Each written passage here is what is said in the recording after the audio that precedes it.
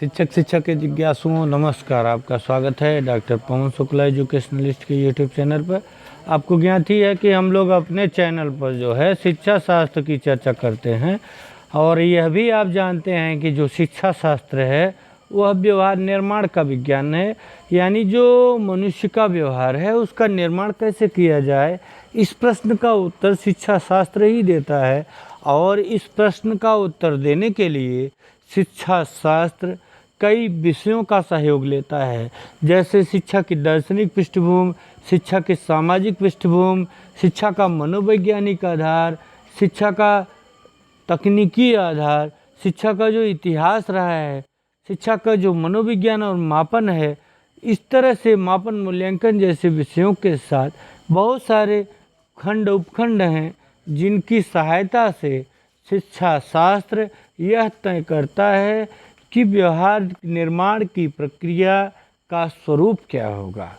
देखिए, मेरा जो मूल ध्येय है यह है कि आपको जो है कि इस शिक्षा शास्त्र के पत्तियों से आत्मसात करा दूं।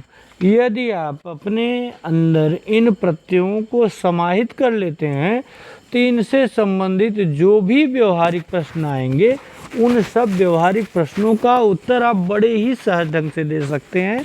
तो इसी क्रम में आगे बढ़ते हुए जो आज के वीडियो का यह अंक है उसके प्रकरण की ओर हम आगे बढ़ते हैं। वह है महात्मा गांधी का सर्वोदय दर्शन तथा शिक्षा।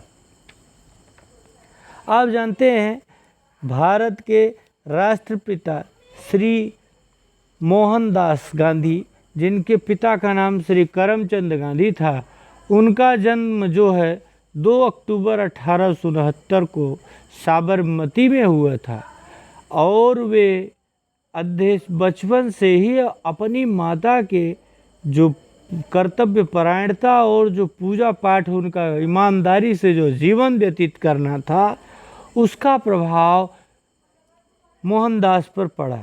और उसका यह परिणाम हुआ कि मोहनदास किसी भी दशा में अपने साथ और किसी अन्य के साथ किसी भी प्रकार का जो है बेईमानी अन्याय नहीं स्वीकार करते थे। एक प्रसंग आता है कि जब वे कक्षा 8 में पढ़ते थे तो उस समय परीक्षाएं चल रही थी, और परीक्षा के समय ही उनको उनके टीचर ने, शिक्षक ने नकल के लिए कहा कि देख लो उसका सही है। लेकिन मोहनदास ने अपनी उस कर्तव्य निष्ठता के माता के द्वारा पढ़ाए गए पाठ के प्रभाव से ऐसा करना स्वीकार नहीं किया, और उन्होंने अपने आप जो आता था, स्वयं जो उनकी तैयारी थी, उसी के आधार पर उत्तर देना स्वीकार किया। तो यह जो सत्य का बीज था धीरे धीरे मोहनदास के साथ भी बड़ा होता गया। और मोहनदास जब बैरिस्टर की पढ़ाई करने इंग्लैंड गए, और इंग्लैंड से वे बैरिस्टरी करने के लिए जब दक्षिण अफ्रीका गए, और दक्षिण अफ्रीका में उन्होंने जो मजदूर दास प्रथा का जो उन्मूलन का एक बड़ा आंदोलन प्रारंभ किया, उसके लिए मोहनदास को बड़ा कष्ट सहना पड़ा। लेकिन एक बात मैं ईमानदारी से स्वीकार करता हूँ कि मोहनदास अपने आप में बिल्कुल कर्तव्यनिष्ठ, सत्यनिष्ठ और ईश्वर परायण व्यक्ति थे, जिसके कारण वे सब में वही कर्तव्यनिष्ठता और सब में वही ईश्वर के प्रति समर्पण को देखते थे। हो सकता है जो व्यक्ति है वह स्वयं जो देखता है वह सब में बराबर दिखाई पड़े, ऐसा आवश्यक नहीं है। तो लेकिन जो दिखाई पड़ा, गांधी जी ने जो कि गांधी बने, बाद में उनको महात्मा की उपाधि मिली, तो जो महात्मा बने वे महात्मा का जो जीवन था वह व्यक्तिगत सत्य के प्रयोग जो नामक उनकी आत्मकथा लिखी उन्होंने, वह सत्य के प्रयोग नामक आत्मकथा पर पूर्णतः सत्यनिष्ठ रूप से आधारित थी। महात्मा गांधी जो अपने जीवन के आगे बढ़ते हुए हर कदम के साथ उन्होंने प्रयोग किया, और उन प्रयोगों के आधार पर ही अपने जीवन के संदर्भ में निष्कर्षों का अनुपालन किया, निष्कर्ष निकाला, और वे जानते थे कि मूर्खों को मूर्खता का ही पाठ पढ़ाया जा सकता है, उनको विद्वान नहीं बनाया जा सकता जब तक कि वे मूर्ख स्वयं जागृत न हो। तो स्वयं जागृत होने का जो कर्म है यह उन मूर्खों को भी करना पड़ेगा जो मूर्ख दूसरों को ही मूर्ख सिद्ध करने में लगे हुए हैं। उन मूर्खों को कोई भी विद्वान नहीं सिद्ध कर सकता, न तो विद्वान बना सकता है जब तक कि वे मूर्ख स्वयं न जागें। और महात्मा गांधी का जो यह व्यक्तिगत अनुभव था वह हर व्यक्ति पर लागू होता है और वह हर व्यक्ति पर लागू होते हुए आगे बढ़ता है।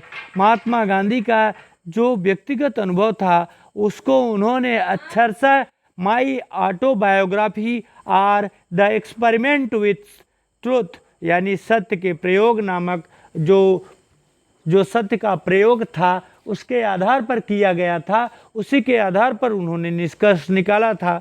तो सत्य के प्रयोग को मैंने पढ़ा है उनकी पुस्तक को, और उस पुस्तक के आधार पर जो निष्कर्ष निकलता है वह गांधी जी के दर्शन में स्पष्टतः प्रतिबिंबित होता है।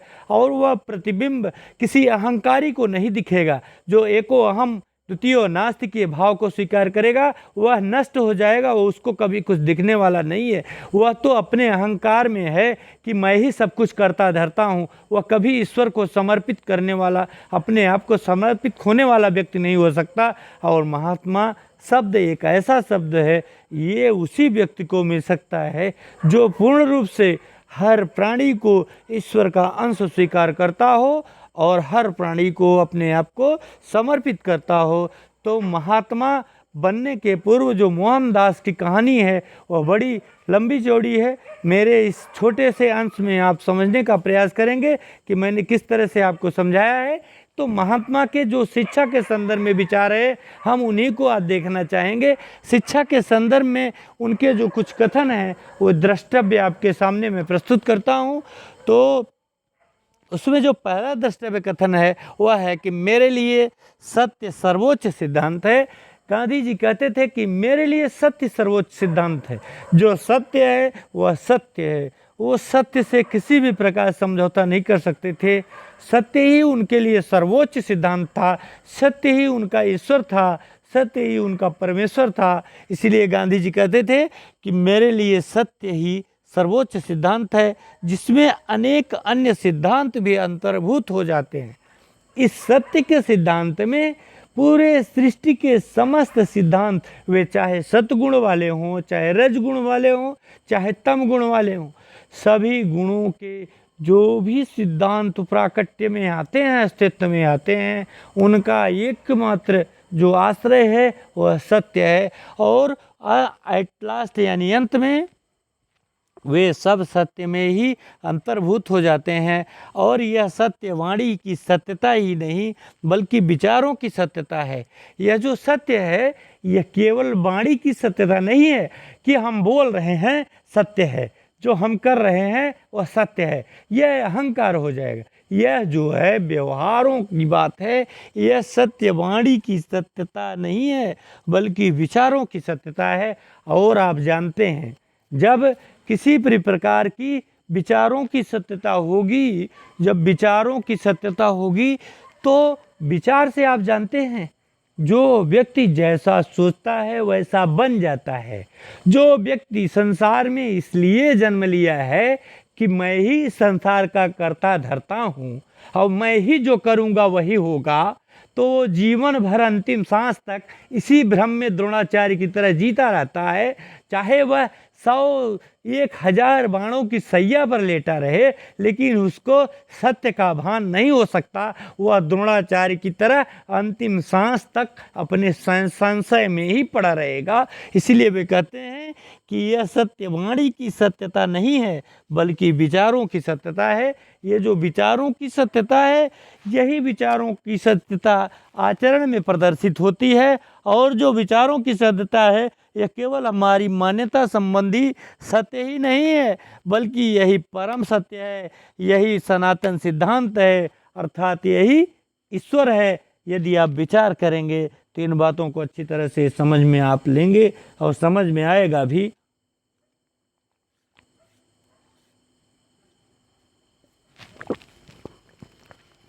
अब जो ईश्वर की बात करते हैं महात्मा गांधी का जो प्रत्यय है वह सूक्ष्म प्रत्यय नहीं है, वह एक व्यापक प्रत्यय है।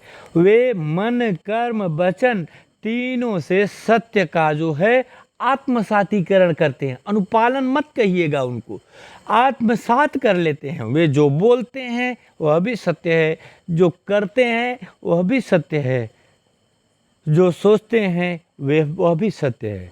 तो मन कर्म वचन जो आपका 3H है, हेड हार्ट हैंड, तो गांधी जी तीनों पक्षों में ईश्वर को स्वीकार करते हैं। उनके अगले कथन को हम देखें तो आपको समझ में आएगा कि सत्य और अहिंसा ये दो आधारों पर ही गांधी जी का समग्र दर्शन आधारित है।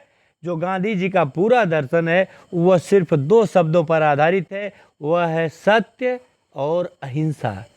गांधी दो शब्दों पर ही अपना पूरा जीवन व्यतीत कर गए।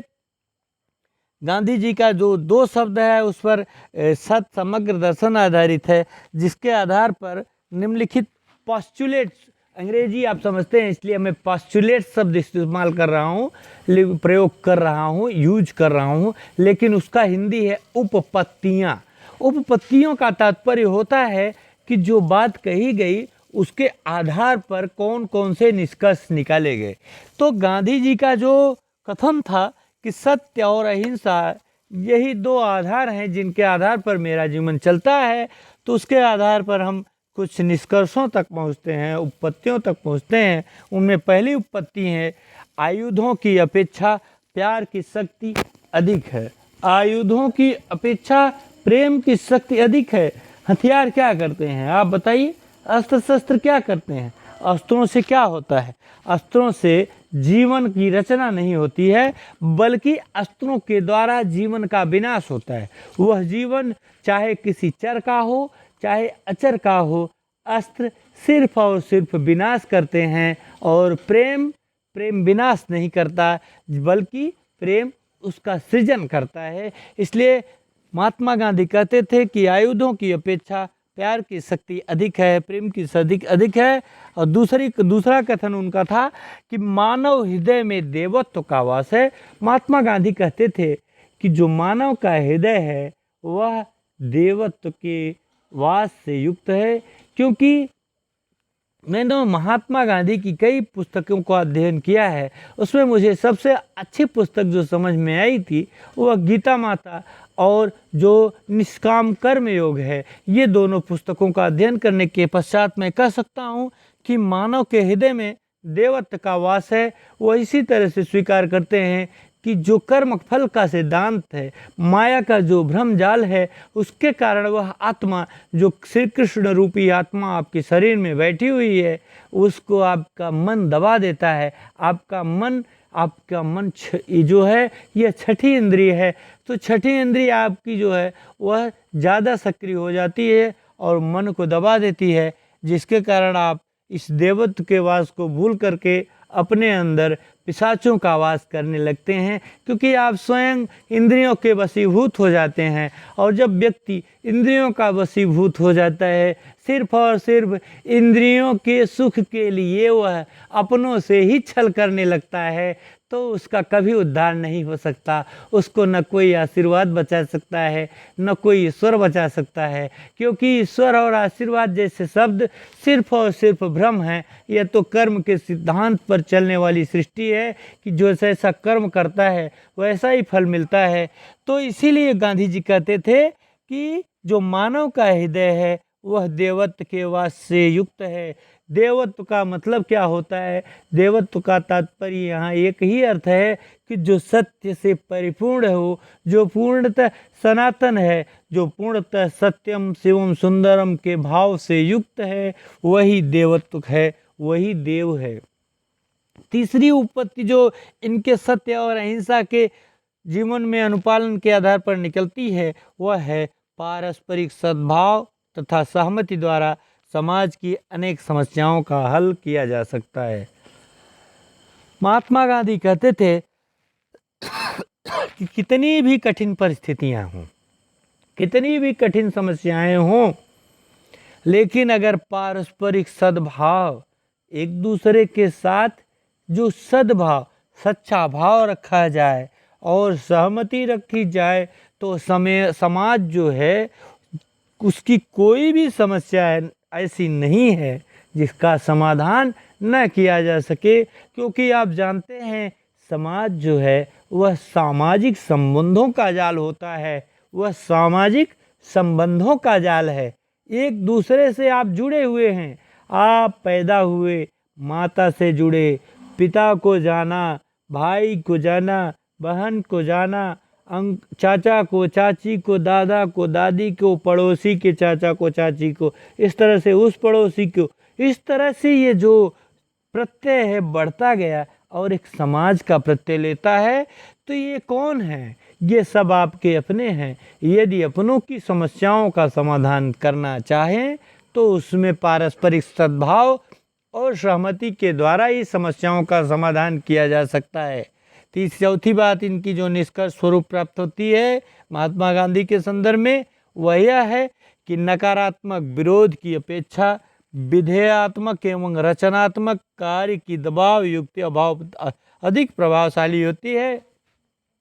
महात्मा गांधी कहते थे कि अगर आप किसी के ऊपर दबाव डाल रहे हैं, दबाव डालना चाहते हैं, आपकी समझ में आता है कि जो हम सामने वाला है वो आप गलत कर रहा है, तो आप उसका जो उसके गलत कृत्य हैं, जो उसके कृत्य अस्वीकार्य हैं, आप उसका विरोध मत करिए, बल्कि उसकी तुलना में उसके सामने कुछ ऐसे प्रसंग रखिए, कुछ ऐसे कार्य रखिए, वैसे सकारात्मक विचार रखिए, रचनात्मक कार्य रखिए कि जिसके दबाव जो हैं उसके मस्तिष्क को प्रभाव करें, और वह प्रभाव जो है वो पहले प्रभाव से अधिक बेहतर होगा और वह अधिक बेहतर ढंग से उस बात को आत्मसात करेगा।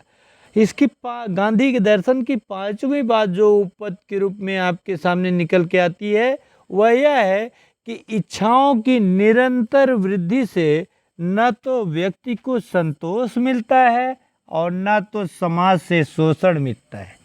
दोनों बातें एक साथ चलती हैं। इच्छाओं की निरंतर वृद्धि से, आप जानते हैं ना, देखिए इच्छाओं की निरंतर वृद्धि से न तो व्यक्ति को संतोष मिलता है और न तो समाज से शोषण मिलता है। यानी अगर आप इच्छाओं की निरंतर वृद्धि करते जाएं तो उसका परिणाम क्या होगा? आपकी आज की एक इच्छा पूरी हुई तो अगली इच्छा प्रारंभ हो जाएगी, और जब अगली इच्छा प्रारंभ हो जाएगी तो जो पहली इच्छा है वह दब जाएगी। पहली इच्छा दबेगी लेकिन तीसरी इच्छा जन्म लेगी। आप तीसरी इच्छा की पूर्ति के लिए लग जाएंगे, तीसरी इच्छा की पूर्ति कर लेंगे। वैसे पूर्ति का यह क्रम हमें लगता है कि मुझे जो अनुभव है और आपको भी जो अनुभव होगा, पूरे संसार में कोई व्यक्ति ऐसा नहीं होगा जिसकी समस्त इच्छाएं पूरी होती हों, क्योंकि जो मनुष्य है वह मूलतः पशु है। पशु मतलब एक ढंग से वह जब आध्यात्मिकता का त्याग कर दे तो वह सिर्फ पशु बना रहता है, क्योंकि वह इंद्रियों की जो विषय हैं, इंद्रियों का जो सुख है उसका गुलाम हो जाता है, और उसकी गुलामी इतनी तगड़ी होती है कि उससे निकलना बड़ा मुश्किल होता है। उसके लिए महात्मा गांधी ही बनना पड़ेगा, विवेकानंद ही बनना पड़ेगा, टैगोर ही बनना पड़ेगा, अरविंद घोष ही बनना पड़ेगा। बाकी सामान्य केवल अपनी छाती पीटते हैं कि मैं ही सब कुछ करता धरता हूँ, और वो मूर्ख नहीं जानते कि वे कुछ नहीं कर रहे हैं, वे तो इंद्रियों के गुलाम हैं, वे तो भ्रम पैदा कर रहे हैं, संसार के समक्ष एक प्रस्तुति करते हैं। इसीलिए जो इच्छाओं की जो निरंतर वृद्धि है यह मनुष्य के लिए अभिशाप है। इससे न तो व्यक्ति को संतोष मिलेगा और न ही समाज से जो शोषण है वह मिटेगा। अगला जो कथन निकल के आता है उपपत्ति के रूप में गांधी के दर्शन से, वह है साधन एवं साध्य के बीच समरसता होनी चाहिए। साधन और साध्य, साधन का मतलब है जिसके द्वारा हम साध्य तक पहुँचे, यानी लक्ष्य तक पहुँचे। आप जिस भी माध्यम से लक्ष्य तक पहुंचते हैं वह आपके लिए साधन का कार्य करता है। तो साधन और साध्य के बीच समरसता होनी चाहिए, एक समान होना चाहिए। अगर आपका जो साधन है वह अपवित्र है तो साध्य कभी पवित्र नहीं हो सकता, और यदि आपका साध्य अपवित्र है तो आप किसी भी दृष्टि से पवित्र साधन के द्वारा साध्य तक नहीं पहुंच सकते। इसलिए महात्मा गांधी कहते हैं कि साधन एवं साध्य के बीच समरसता होनी चाहिए। अपवित्र साधन से पवित्र लक्ष्य की पूर्ति नहीं की जा सकती। जो साधन अपवित्र है, अपवित्र क्या है इसकी परिभाषा आप अपने मन से करिएगा। आपका जो विचार है, आपका जो दार्शनिक विचारधारा है, आपके जो जीवन का दर्शन है वह तय करेगा कि अपवित्र क्या है और पवित्र क्या है। इसके बारे में मैं नहीं पढ़ना चाहता। गांधी के दर्शन को आपको समझना है तो इन शब्दों को गांधी के अनुसार आपको समझना होगा। तो अपवित्र साधन से पवित्र लक्ष्य की पूर्ति नहीं हो सकती है, इतना तो स्पष्ट है। अब अपवित्र साधन क्या है और पवित्र लक्ष्य क्या है, इसको आप गांधी का पूरा जीवन दर्शन पढ़ेंगे तभी समझ में आएगा। या तो फिर आप सनातन संस्कृति के जो लक्ष्य हैं उनको स्वीकार कर लीजिए, उसके अनुसार आपको ज्ञात हो जाएगा। तो इस तरह से ये जो 6 आपके सामने प्राप्त होती हैं उपपत्तियाँ, इनको मैंने गांधी के 2 शब्दों से आपको अवगत कराया कि गांधी का पूरा जीवन जो था महात्मा गांधी कहा गया। गुरुदेव रविन्द्रनाथ टैगोर, सुभाष चंद्र बोस जैसे महान व्यक्ति उनको महात्मा शब्द से इसलिए संबोधित करते थे कि वे महात्मा के योग्य थे। एक व्यक्ति जो 1893 की, आज से कितना साल है जोड़ लीजिएगा, 1893 ईस्वी में जो बैरिस्टर बन करके आता है, और उस जमाने का बैरिस्टर यदि चाहता तो थोड़ा देखिए, वकील बनना, बैरिस्टर बनना तो झूठ का सौदा है, उसमें तो झूठ बोलना ही पड़ता है। लेकिन गांधी सत्य के पुजारी थे, इसलिए बैरिस्टरी उनके मार्ग में, उनके जीवन के मार्ग में एक कांटे के रूप में चुभ रही थी। तो गांधी जब दक्षिण अफ्रीका जाते हैं तो वहाँ वह बैरिस्टरी करने ही जाते थे, वहाँ उनका मूल लक्ष्य बैरिस्टरी था।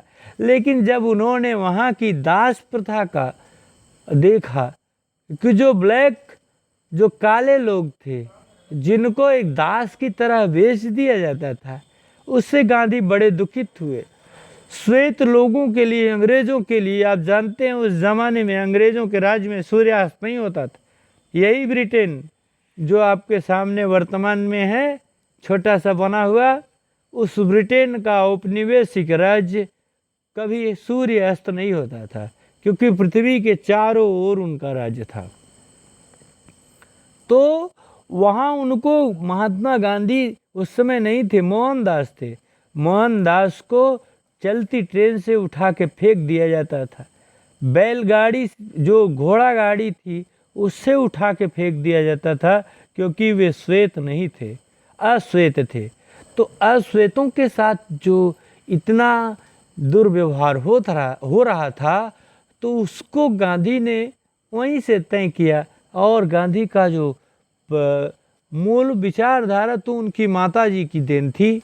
वह माता की जो सत्यनिष्ठता थी, वह ईश्वर के प्रति जो उनका समर्पण था, वह समर्पण गांधी ने बचपन से ही सीखा था। तो उस सब को सीखते हुए गांधी की जो यात्रा है बड़ी जटिल है।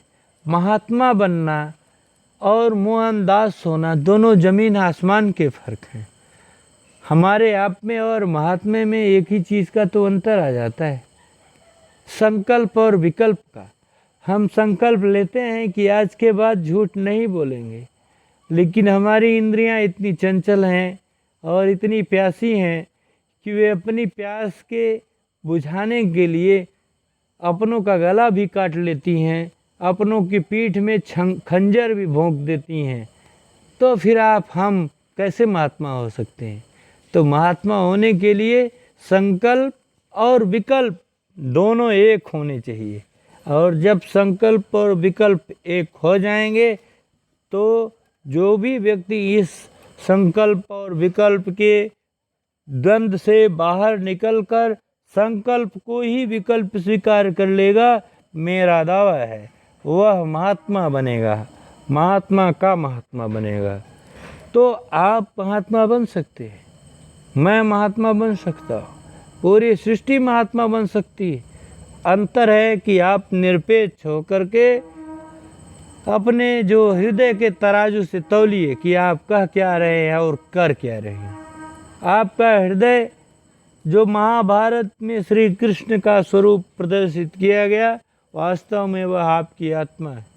आपकी आत्मा आपसे कभी झूठ नहीं बोलती। जब भी आप कुछ करना चाहते हैं तो आपकी आत्मा आपको उचित सलाह देती है, उचित दिशा निर्देश देती है कि आपके लिए करणीय है, आपके लिए अकरणीय है, आपके लिए श्रेयस यह है, आपके लिए प्रेयस यह है, इसे आप प्राप्त कर सकते हैं, इसे आप त्याग कर सकते हैं, यह आपके लिए त्याजनीय है। तो इन सब बातों के आधार पर मुझे लगता है कि आपको गांधी के विचारधारा को समझने में कुछ सहायता अवश्य हुई होगी। अब आइए जरा सा गांधी जी के शिक्षा के संदर्भ में विचार को देखते हैं। एजुकेशन यानी शिक्षा, वहाँ जब वो साउथ अफ्रीका 1893 में गए थे, वहाँ भी उन्होंने जो है वह बैरिस्टरी करते समय भी शिक्षा का कार्य वहाँ किया था। मेरे सपनों का भारत आप पढ़ेंगे, मेरे पास वो पुस्तक मैंने पढ़ी है। मेरे सपनों का भारत जो मोहनदास करमचंद गांधी अर्थात महात्मा गांधी द्वारा लिखी गई पुस्तक है, उसमें उन्होंने एक कल्पना की है जो एन ऑटोबायोग्राफी एक आत्मकथा जो आर एक्सपेरिमेंट विथ ट्रूथ या सत्य के प्रयोग, जो पुस्तक उन्होंने लिखी है उसमें निश्चित रूप से आप देखेंगे तो ईमानदारी का 100% झलकता है।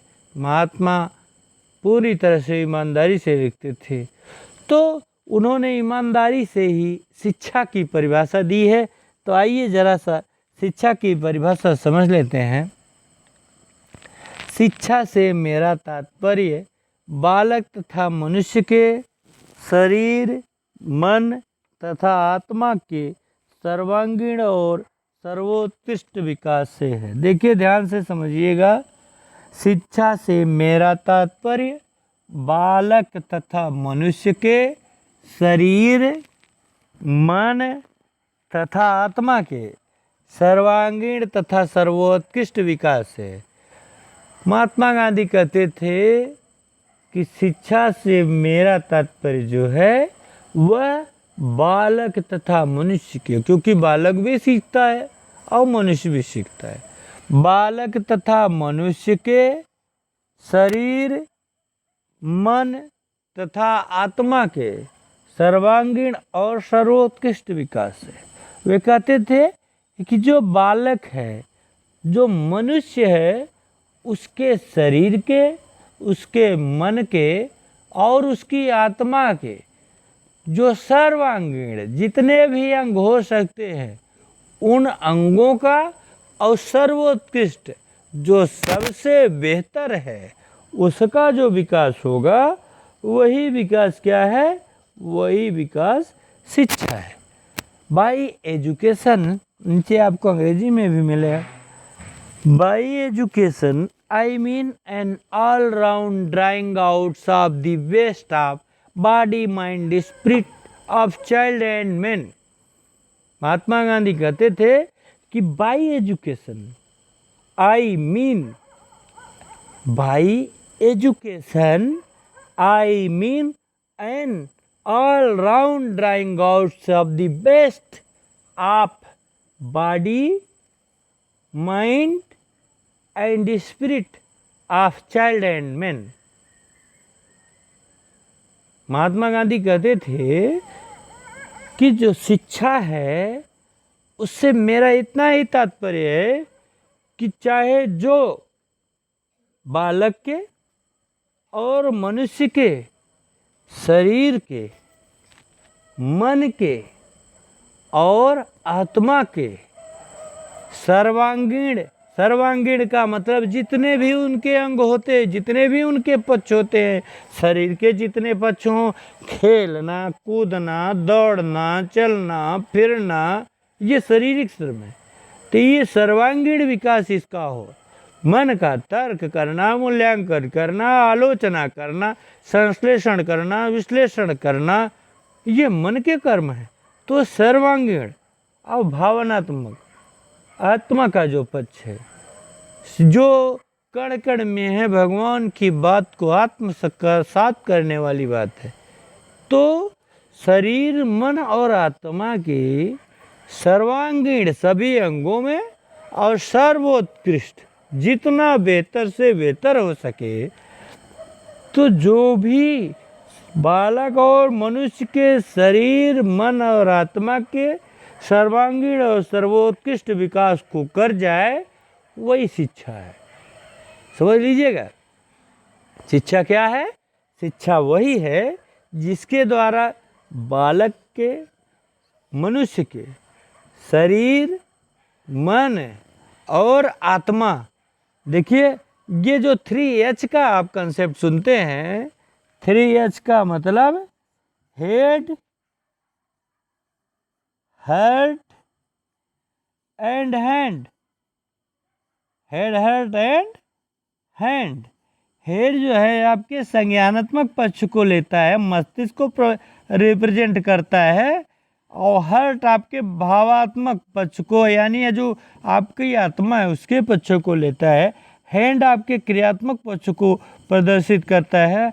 तो गांधी जी कहते थे कि जब तक ये 3H बैलेंस्ड रूप में डेवलप नहीं होंगे, यानी जब तक किसी भी बालक या मनुष्य का शरीर, मन और आत्मा जो है वह सर्वांगीण और सर्वोत्कृष्ट रूप में विकसित नहीं होंगे, तब तक जो है उसका शिक्षा का पूरा जो पर्याय हो पूरा नहीं हो सकता। तो bye education I mean an all-round drawing out of the best of body, mind and spirit of child and men।